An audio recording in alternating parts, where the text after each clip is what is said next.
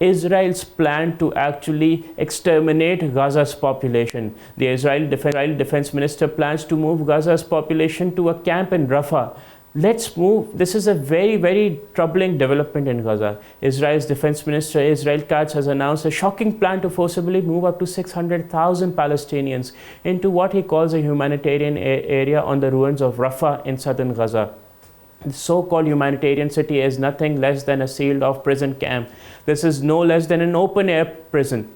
Palestinians would be subjected to strict security checks, and once inside, they would be completely contained by the Israeli military with no freedom to leave. The plan is to eventually force Gaza's entire population, over 2.1 million people, into this camp. Let's be clear, this plan is illegal and inhumane. Forcibly displacing an entire civilian population within an occupied territory violates international humanitarian law. The United Nations, the international community of the Red Cross, and human rights experts have condemned such forced transfers. Israel claims that this is for Palestinians' protection, but no military justification can excuse uprooting millions indefinitely. Meanwhile, the humanitarian crisis has deepened. Israel Katz says that the international groups will manage aid inside the camp, yet Israel has long blocked aid from reaching Gaza's suffering population.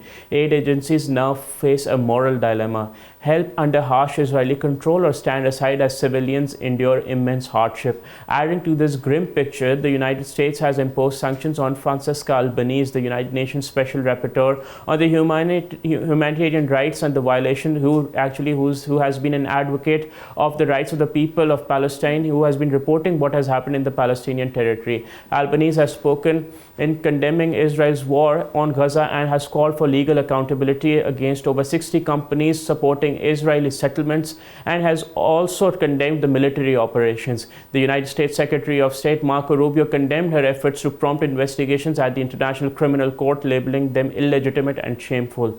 Human rights experts worldwide have denounced these sanctions as an attack on accountability, freedom of speech, and justice. Katz has even hinted at a future immigration plan aiming to expel Gazans, a thinly veiled reference to ethnic cleansing, which international law strictly forbids. While the Israeli Prime Minister Netanyahu claims that any departure would be voluntary, the scale of destruction in Gaza, with 90% of the homes damaged or destroyed, health systems collapse, and constant violence renders any choice meaningless. The world must reject Israel's forced displacement and ethnic cleansing plans and support the Palestinian people in their struggle for justice, freedom, and dignity. What Israel has been doing in the last few years, and if we talk about the history of 7 decades and what they have actually done after the 7th of October 2023, this is actually a slap on the face of the world, that they have actually crossed every red line without any threat of accountability. And this actually paints a very sorry picture, because it shows that the world, especially the Western world that claims to be the flag bearer of human rights, freedom of speech, justice, and freedom, has actually acted in aid to Israel's plan of ethnic cleansing the people of Palestine, and the entire world, especially the Western world, is complicit. So it is imperative that the world actually stops Israel from continuing to actually carry on its merry way.